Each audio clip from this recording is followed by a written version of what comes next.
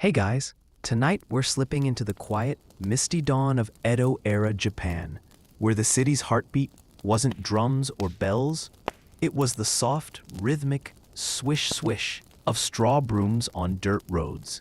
You shuffle to your paper-thin sliding door, still groggy, and peek outside.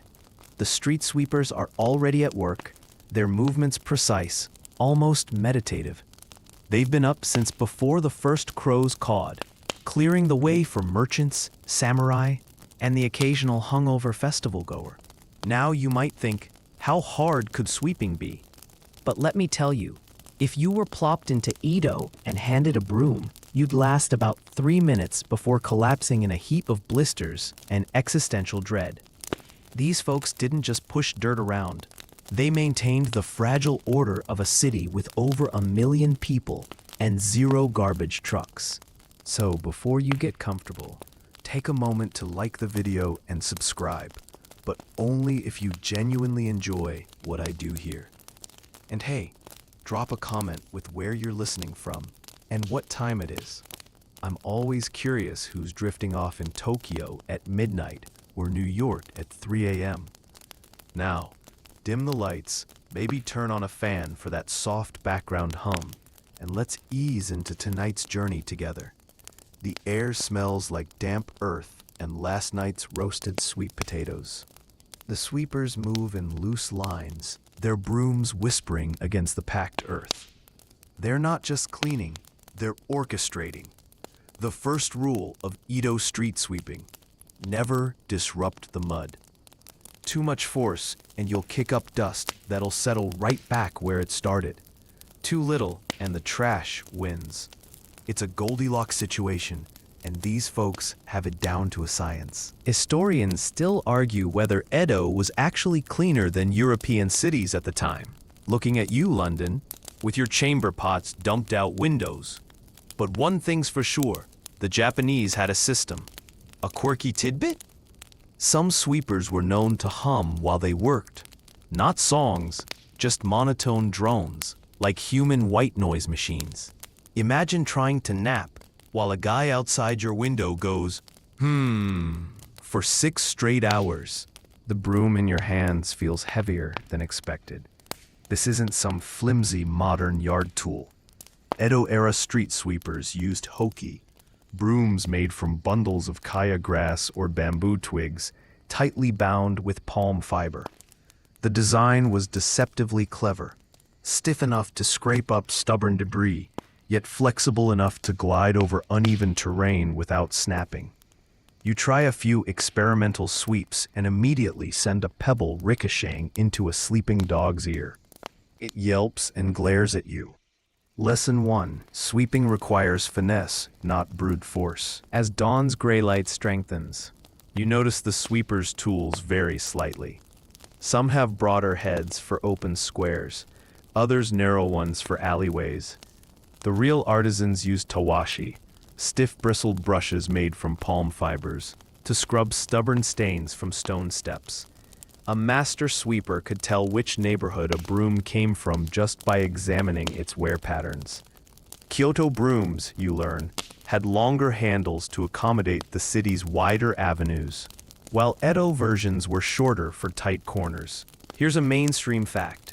Japan's broom-making tradition dates back to at least the Nara period, 710 to 794 CE, with designs preserved in temple records. But the quirky tidbit? Some elite sweepers attach tiny bells to their brooms, not for decoration, but as a quality control measure.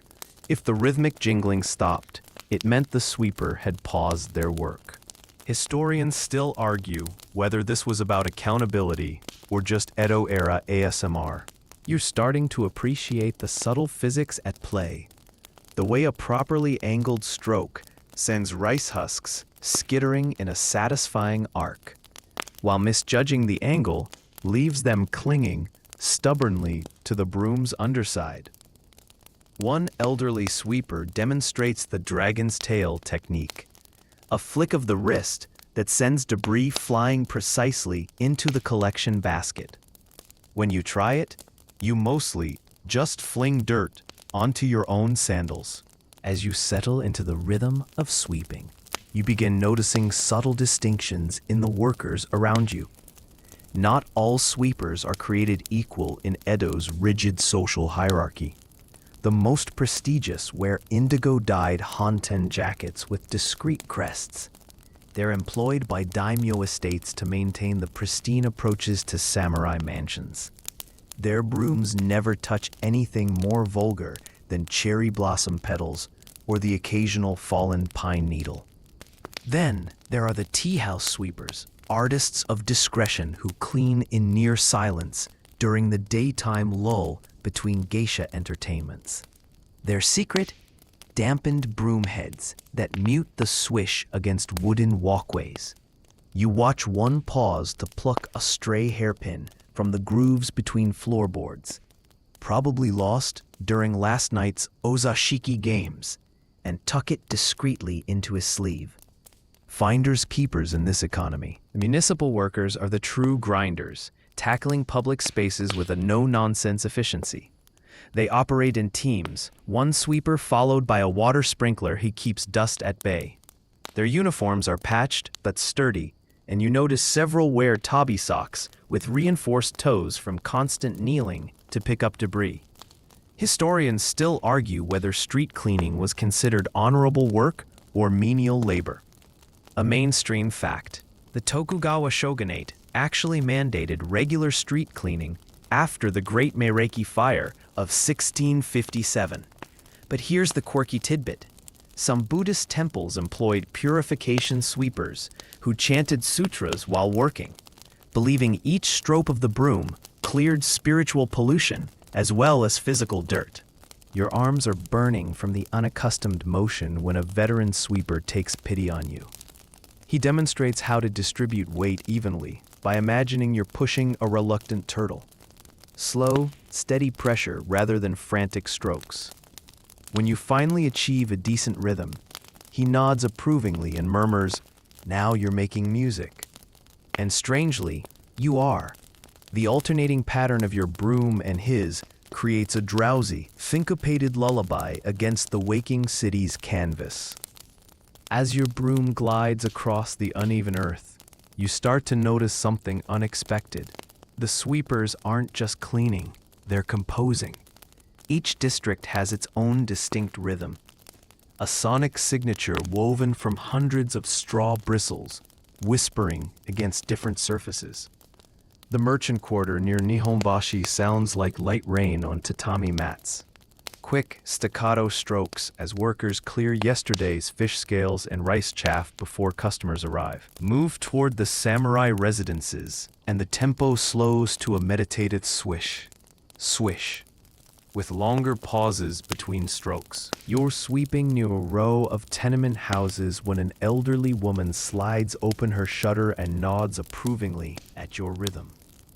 "Ah, the Yoshiwara lullaby," she murmurs.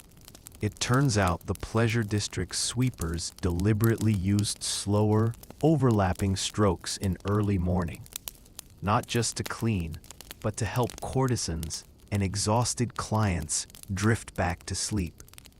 The most skilled could even mimic popular shamisen melodies through broom work alone. Try that with a modern push broom. Here's a mainstream fact. Urban soundscapes were so important in Edo that some city ordinances specified acceptable noise levels for different trades. But the quirky tidbit?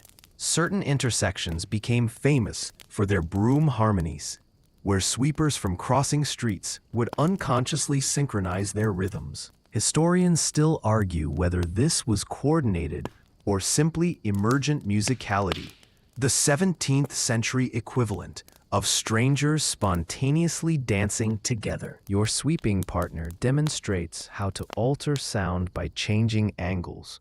A 45-degree stroke produces a soft hiss, while perpendicular motions create a deeper shh. When a light rain begins, the wet ground transforms all the tones, the brooms now sounding like brushes across a taiko drumhead.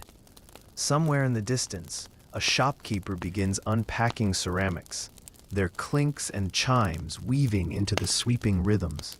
For the first time, you understand how Edo residents could tell the hour with their eyes closed, not by bells or calls, but by the ever-shifting tapestry of mundane melodies. As your morning shift continues, you notice something peculiar about what's being swept away, or more accurately, what isn't. While you've been diligently collecting obvious trash like food scraps and broken pottery, the veteran sweepers keep pausing to pluck specific items from the debris.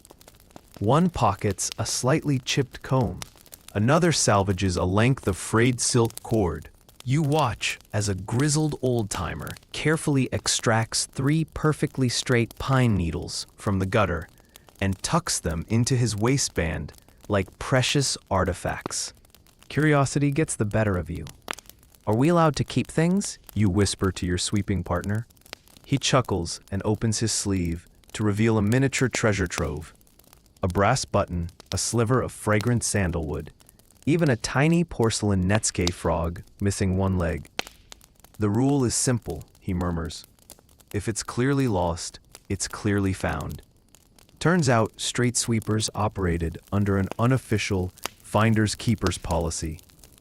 Within reason, no one would dare pocket a samurai's dropped coin, but broken trinkets and reusable materials were fair game. Here's a mainstream fact. Edo period Japan had surprisingly sophisticated recycling systems, with specialized buyers for everything from paper scraps to candle wax drippings. But the quirky tidbit? Some sweepers maintained luck collections, items found in particularly fortuitous circumstances, like a hairpin discovered just before receiving good news. Your partner shows you his prized piece, a Tanzaku poetry strip that floated down from some aristocrat's balcony, bearing a single cryptic character that might mean long life. Historians still argue whether this salvaging was simple pragmatism or a form of folk religion. After all, even broken objects carried traces of their previous owner's ki energy. As you resume sweeping, you start seeing the streets differently.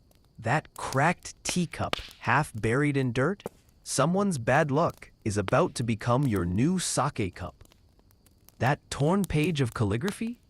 Perfect for patching your leaky roof. When you finally spot your first keeper, a slightly bent but still functional copper coin, the thrill is absurdly disproportionate to its actual value. The rhythm of sweeping lulls you into a trance until a pungent new scent cuts through the morning air. Something earthy, organic, and unmistakably human. You glance up to see a team of men hoisting wooden buckets suspended from poles across their shoulders. "Night soil collectors," your sweeping partner whispers with a knowing nod. The real reason Edo didn't drown in its own filth. As they move from house to house, you witness one of history's most peculiar recycling systems in action. Residents emerge with their shoji screens slightly ajar, sliding out ceramic collection pots with the same discretion modern people use when taking out the trash at 2 a.m. The collectors empty these into their buckets with practiced efficiency, barely spilling a drop. What's truly surprising is the cheerful banter exchanged during this process. One homeowner even offers tea to the collectors, who politely decline while bowing. Here's a mainstream fact. Edo's night soil was so valuable that specific collection rights were bought and sold, like modern waste management contracts. Farmers paid premium prices for human waste from wealthy neighborhoods, believing aristocrats' richer diets produced superior fertilizer. But the quirky tidbit, some particularly fastidious estates employed taste testers who, well, let's just say they assessed fertilizer quality without modern lab equipment. Historians still argue whether this was actual science or just elaborate performance art for customers. Your sweeping partner explains the economics. "See that guy with the blue headband? He's got the contract for 3 blocks of merchant houses. Makes more in a month than we do in a year." The night soil trade was so lucrative that some collectors diversified into side businesses. One famous entrepreneur started Edo's first luxury public bathhouse, using profits from his waste collection routes. As the collectors move on, you notice the street sweepers immediately clean where they've passed, sprinkling sand over any damp patches. It's all part of the unspoken choreography that keeps the city functioning. You're beginning to understand that in Edo, nothing was truly wasted, not even what most cultures would flush away without a second thought. Just as you're settling into the rhythm of your broom, your partner suddenly grabs your wrist mid-stroke. "Never," he hisses. "Let your tool touch the ground carelessly." You glance down to see you've merely stepped on a fallen broom, an act that, it turns out, carries more taboo than you'd expect. In Edo's intricate web of superstitions, brooms occupied a special place between practical tool and spiritual object. Your partner carefully lifts the fallen broom with both hands, mutters what sounds like an apology to it, and gives it 3 ceremonial taps against his own sleeve before resuming work. When you raise an eyebrow, he explains, "A broom that's been stepped on loses its tamashi, its spirit. Then it'll just push dirt around instead of gathering it properly." This isn't mere folklore. You notice veteran sweepers all have little rituals: a pat to the handle before starting work, a particular way of resting the bristles against the wall when taking breaks. Here's a mainstream fact. Shinto traditions imbued many everyday objects with spiritual significance, from swords to farming tools. But the quirky tidbit? Some sweepers believed brooms absorbed fragments of the places they cleaned, that a well-used market district broom could help predict rice prices based on how it resisted certain strokes. Historians still argue whether this was actual belief or just an inside joke among tired municipal workers. As the day progresses, you learn more broom taboos. Never sweep toward the west at sunset. You'll brush good luck away. Always store your broom bristles up. Lets the dust dreams escape overnight. And most importantly, never ever use someone else's broom without permission. It's like wearing another man's underwear, your partner explains, with disturbing vividness. You don't know where it's been, and now it's full of your business. The superstitions aren't just about brooms themselves. You watch a senior sweeper pause to bow slightly before cleaning in front of a particular shrine. Not to the shrine's kami, but to the centuries of sweepers who've maintained that exact patch of ground before him. There's something unexpectedly profound in realizing you're part of an unbroken chain of people who've made this same motion day after day, season after season, until you sneeze directly into your own broom and your partner makes you ritually cleanse it with salt water.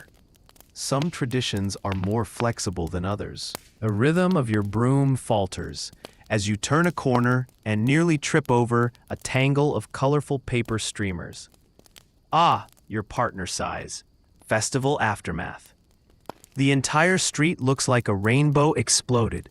Discarded Uchiwa fans, snapped Kanzashi hairpins, and enough crumpled Tanzaku wish papers to wallpaper a palace.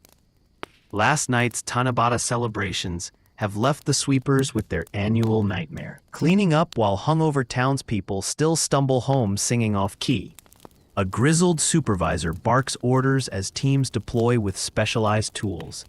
Some wield wide hokey brooms to corral the larger debris, while others follow with delicate tawashi brushes to pry glitter from between floorboards. You're handed a long bamboo pole with a hook for retrieving sandals and hoppy coats from rooftops where overenthusiastic revelers toss them. Every year, mutters a veteran sweeper as she untangles a knotted mikoshi rope from a rain gutter. The gods get wishes, and we get blisters. Here's a mainstream fact. Edo period festivals generated so much waste that some neighborhoods hired temporary festival sweepers from nearby villages.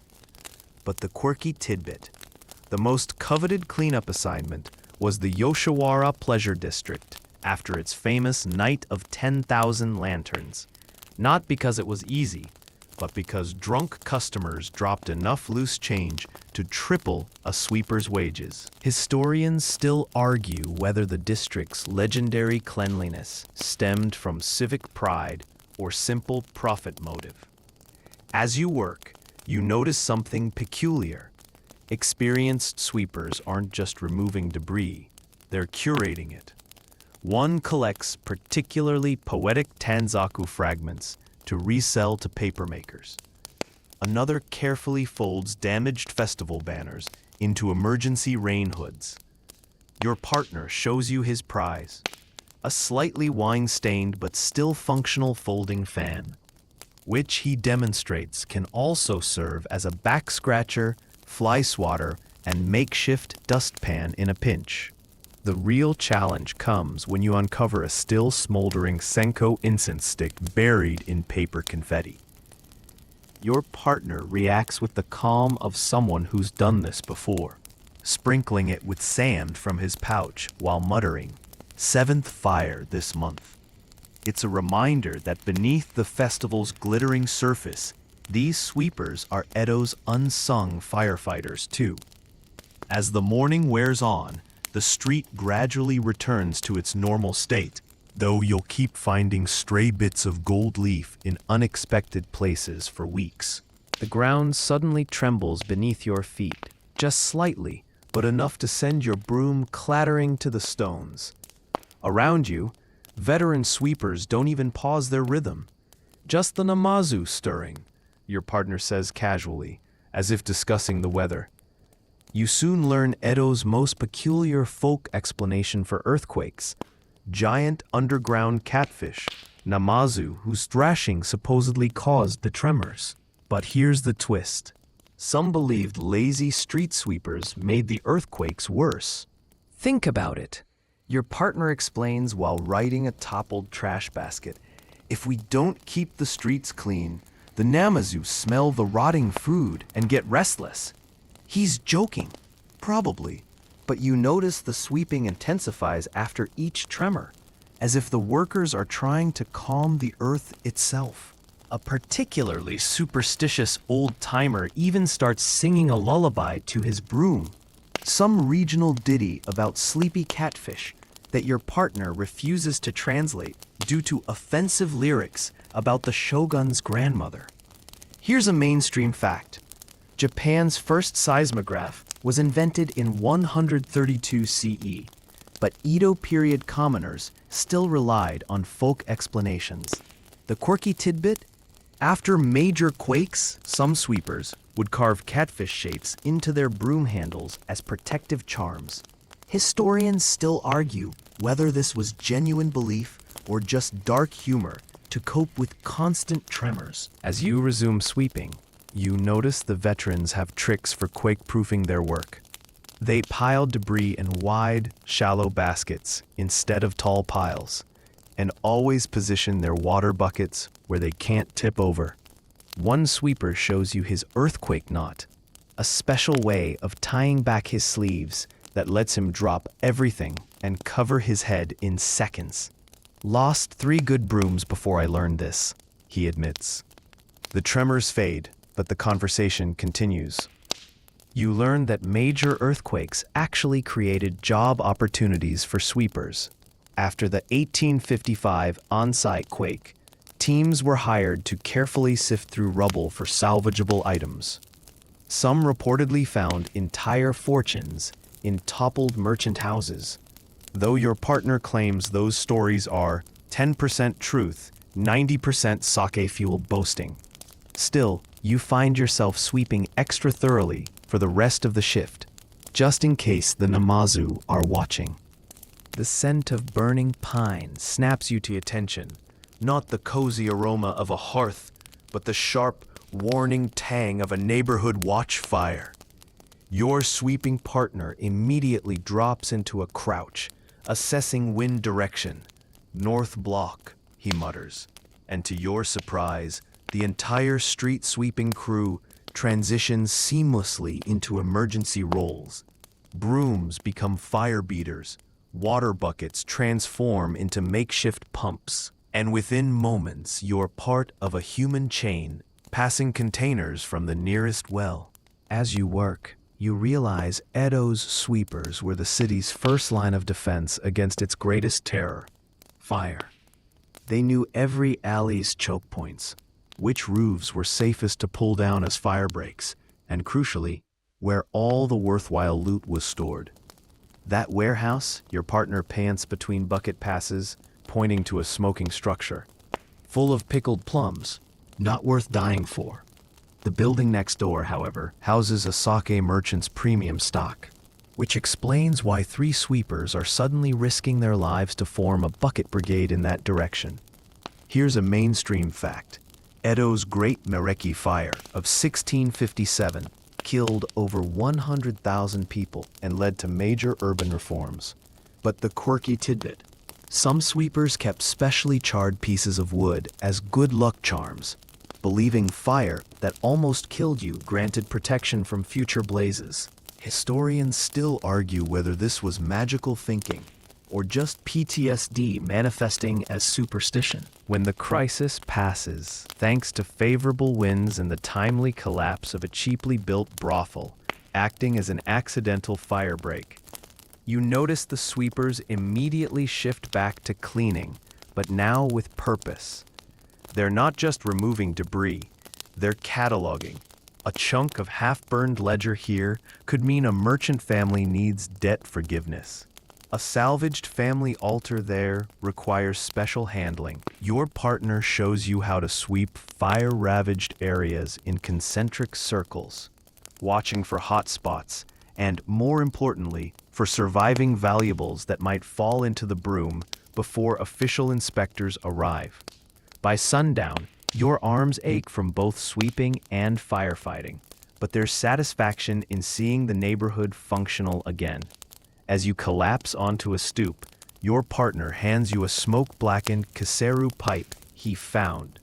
First fire is the hardest, he says. You're too tired to ask if he means the labor or the moral compromises. As you sweep along the back alleys behind the merchant quarter, your partner suddenly slows his rhythm, not to rest, but to listen. The morning gossip network is in full swing, and street sweepers are its unwitting conductors.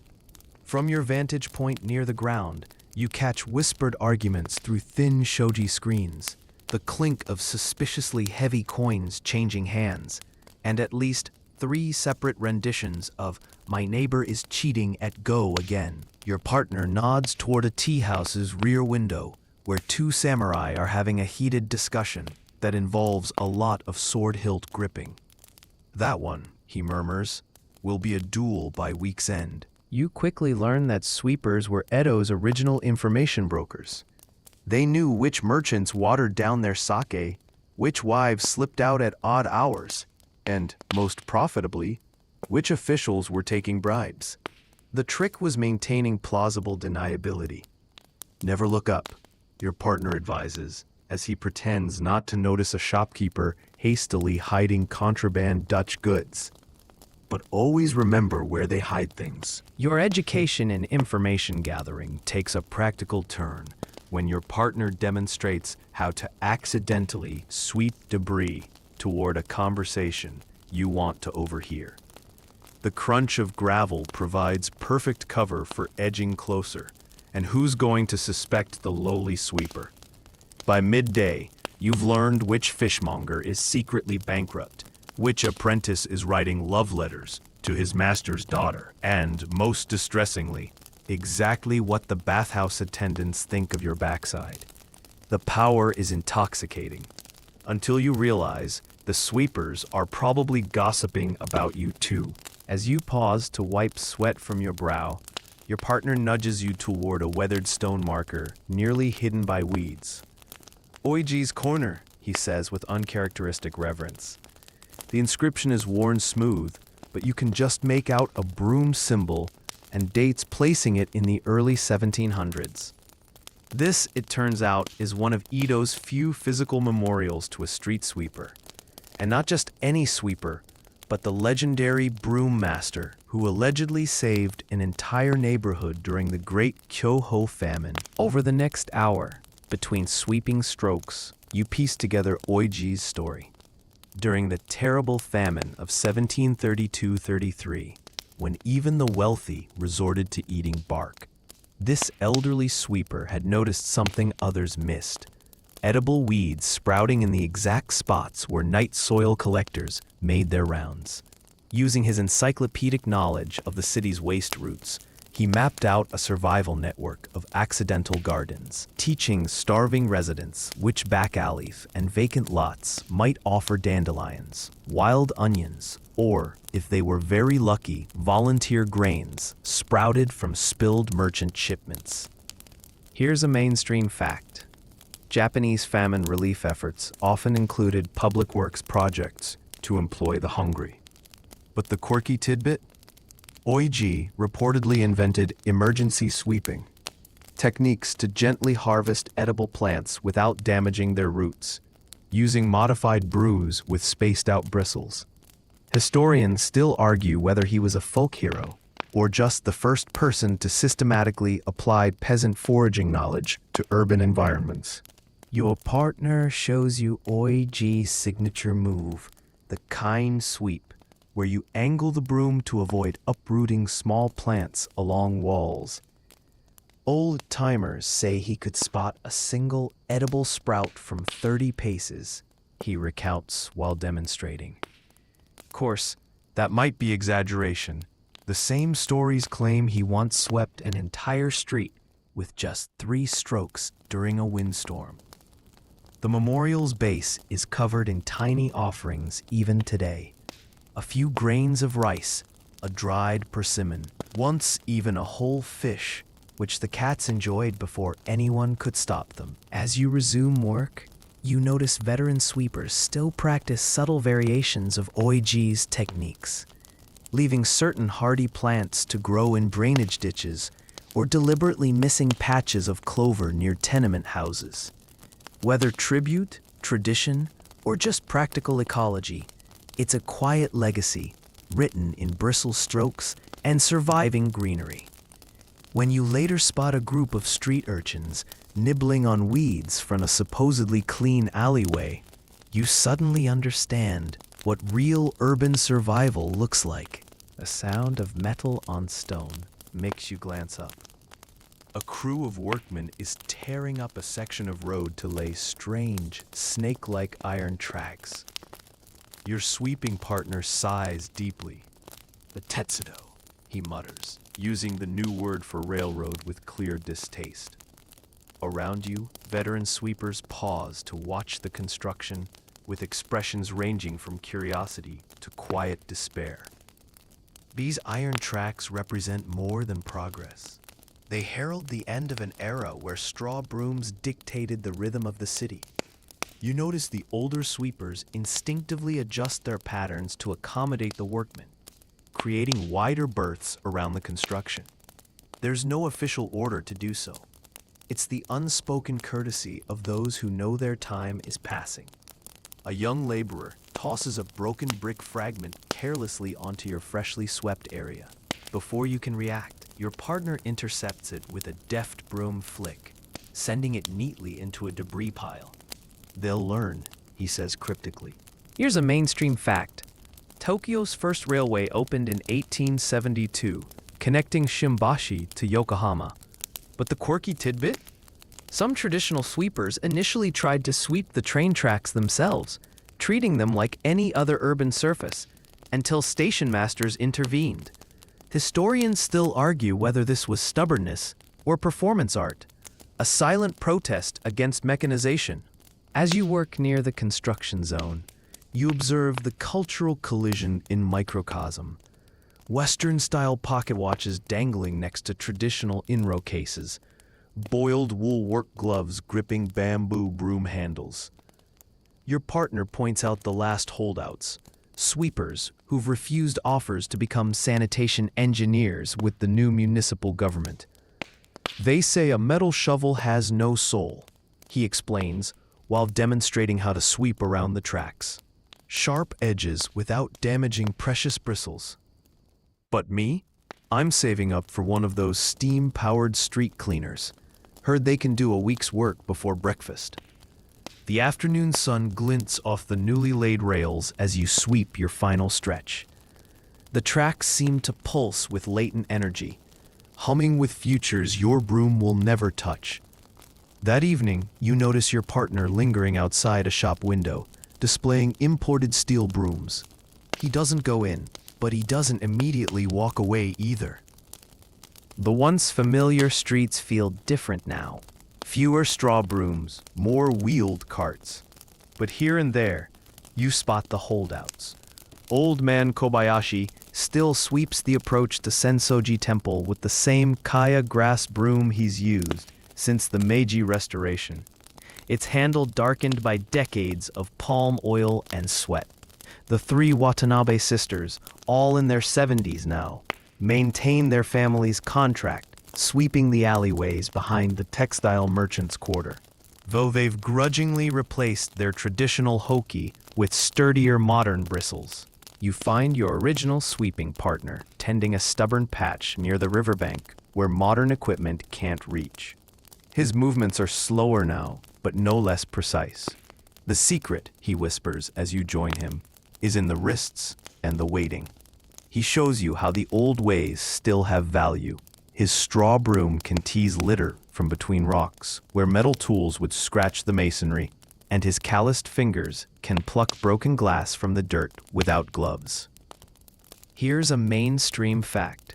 Tokyo implemented mechanized street cleaning in the 1920s, but some traditional areas resisted change into the 1950s.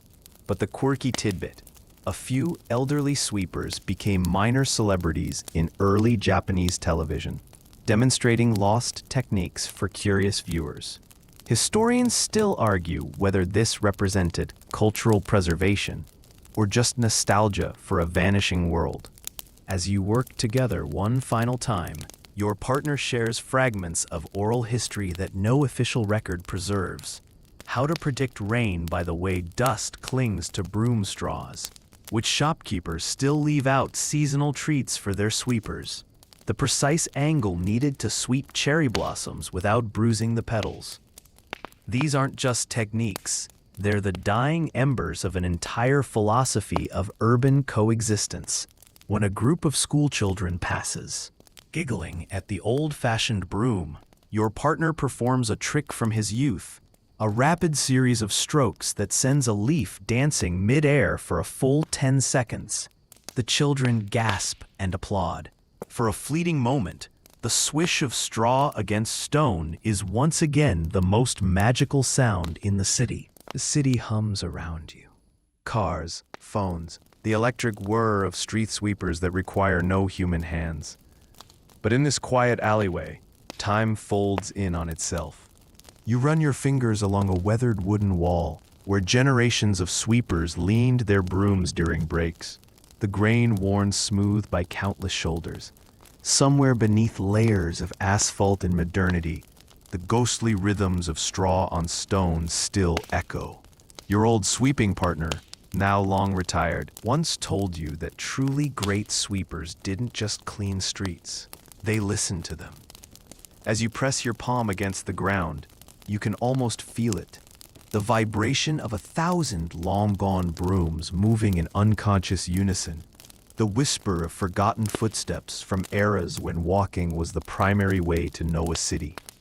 The iron rails that once seemed so alien now blend into Tokyo's soundscape, just as the straw brooms did in their time. Here's a mainstream fact. Acoustic archaeologists now study historical soundscapes as cultural artifacts. But the quirky tidbit? Some Tokyo residents report hearing phantom sweeping sounds in certain alleys at dawn, always in the distinctive 3/4 rhythm, favored by Edo period cleaners. Historians still argue whether this is collective memory, urban legend, or just particularly rhythmic pigeons. You rise slowly, knees protesting like those of every sweeper before you. The modern world has no place for your antiquated skills, and yet, as you walk home, you notice something. A shopkeeper still sweeps his entrance with careful strokes. A grandmother tidies her stoop with a hand broom older than her grandchildren. The motions remain, even if the context has changed.